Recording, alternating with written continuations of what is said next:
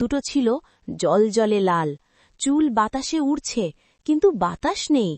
পরীটা ধীরে ধীরে বলল, কে তুমি? আমার বনে কেন এসেছ?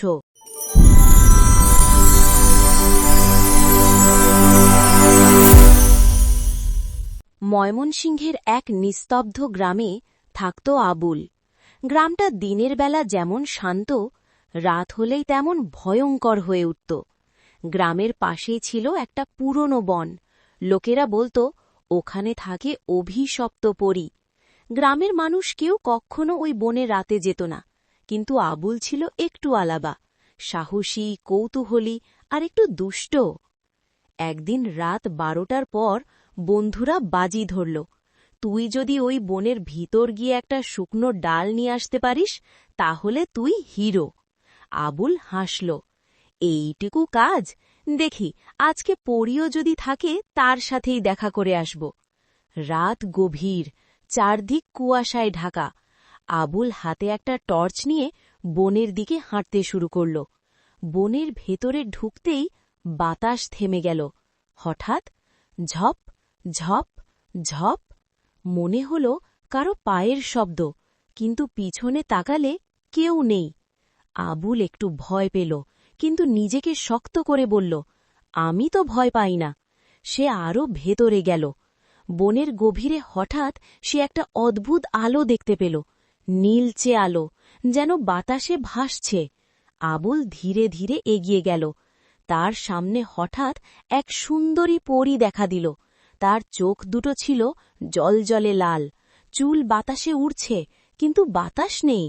পরীটা ধীরে ধীরে বলল, কে তুমি? আমার বনে কেন এসেছ? আবুল কাঁপা গলায় বলল, আমি আমি আবুল, শুধু একটা ডাল নিতে এসেছি। পরী হেসে উঠল, কিন্তু সেই হাসি ছিল না মিষ্টি, ছিল ভয়ঙ্কর। পরী বলল, এই বনে যারা আসে তারা আর ফিরে যেতে পারে না। আবুল পেছনে ঘুরে দৌড় দিতে চাইল, কিন্তু সে দেখল চারপাশে সব পথ বদলে গেছে। গাছগুলো যেন নড়ছে, মাটির নিচ থেকে কণ্ঠ ভেসে আসছে, ফিরে যা, না হলে তুই আমাদের মতো হয়ে যাবি। আবুল চিৎকার করে বলল, আমাকে যেতে দাও, আমি আর আসব না। পরী ধীরে ধীরে তার দিকে ভেসে এলো। তার পা মাটিতে লাগছে না, তার চোখ এখন পুরো কালো। হঠাৎ পরীর শরীর বদলে যেতে লাগল, তার সুন্দর মুখটা বিকৃত হয়ে গেল, দাঁতগুলো লম্বা হয়ে গেল, হাতগুলো নখর হয়ে গেল। সে বলল, অনেক বছর আগে আমিও ছিলাম মানুষ, কিন্তু কেউ আমার কথা বিশ্বাস করেনি। এখন আমি এই বনের অভিশাপ। আবুল কাঁদতে লাগল, আমাকে মাফ করে দাও, আমি আর কখনো আসব না। পরী কিছুক্ষণ চুপ করে থাকল, তারপর বলল, একটা শর্তে তোকে ছাড়ব। এই বনের শেষ প্রান্তে একটা শুকনো গাছ আছে, তার নিচে একটা হাড় পুঁতে রাখা আছে, সেটা নিয়ে আসতে পারলে তুই বাঁচবি। আবুল বাধ্য হয়ে হাঁটতে লাগল। বনের ভেতর যতই এগোচ্ছে ততই অদ্ভুত আওয়াজ, কেউ হাসছে, কেউ কাঁদছে, কেউ ডাকছে, আবুল আবুল। হঠাৎ সে একটা শুকনো গাছ দেখতে পেল। গাছটার নিচে মাটি খুঁড়তেই সে একটা হাড় পেল, কিন্তু সেটা হাতে নিতেই তার শরীর কাঁপতে লাগল। মনে হল কেউ তার কানে ফিস ফিস করছে, এটা আমার।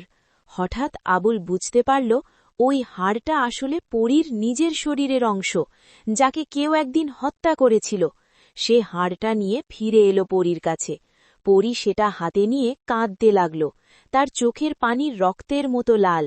সে বলল, তুই আমার সত্য ফিরিয়ে এনেছিস, এখন তুই যেতে পারিস। পরদিন সকালে গ্রামের লোকজন বনের পাশে আবুলকে অজ্ঞান অবস্থায় পেল। সে বেঁচে ছিল, কিন্তু আর কখনো স্বাভাবিক হয়নি। সে শুধু একটা কথাই বারবার বলত, ও এখনো আছে, ও আমাকে ডাকছে।